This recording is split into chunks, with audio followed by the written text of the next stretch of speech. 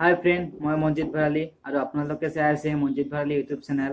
আজি আপোনালোকক কম যে আপোনালোকৰ ঘৰত যদি জেৰক্স কৰা মেচিন আছে, আপোনালোকে জানিব যে কিছুমান কাগজ আমি জেৰক্স কৰিলে তাত এখন জাল জাল হৈ আহে, মানে জেৰক্স কপিটো ভালকৈ নহয়। ব্লেক এণ্ড হোৱাইট কৰিলেও হয় সেই প্ৰব্লেমটো, আৰু কালাৰ কৰিলেও সেই প্ৰব্লেমটো হয়।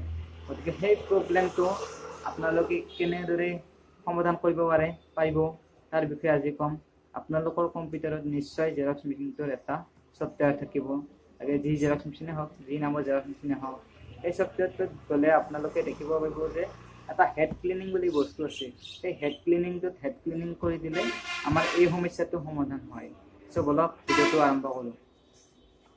এইটো হৈছে আমাৰ এই এপছনৰ এইটো আমাৰ জেৰক্স মেচিন।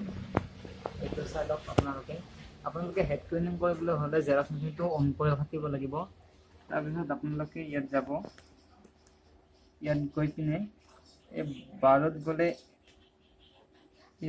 এটা এই যে চিম্বলটো আছে, এই চিম্বলটোত ক্লিক কৰি দিব।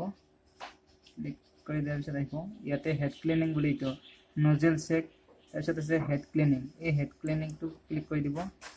তাৰপিছত এই হেড ক্লিনিং বুলি আহি আছে, আপোনালোকে এইখিনি ষ্টাৰ্ট কৰি দিব। আপোনালোকৰ হেড ক্লিনিং হৈ দিব। সেই সময়ত আপোনালোকৰ এইটো এপছন জেৰক্স মেচিনটো এটা মাত ওলাই থাকিব। আপোনালোকে দেখিব পাৰিব যে জেৰক্স মেচিনটো খুলি দিলে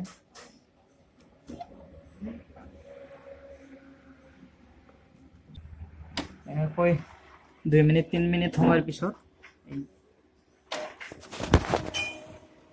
এনেকৈ মাত ওলাই থাকিব।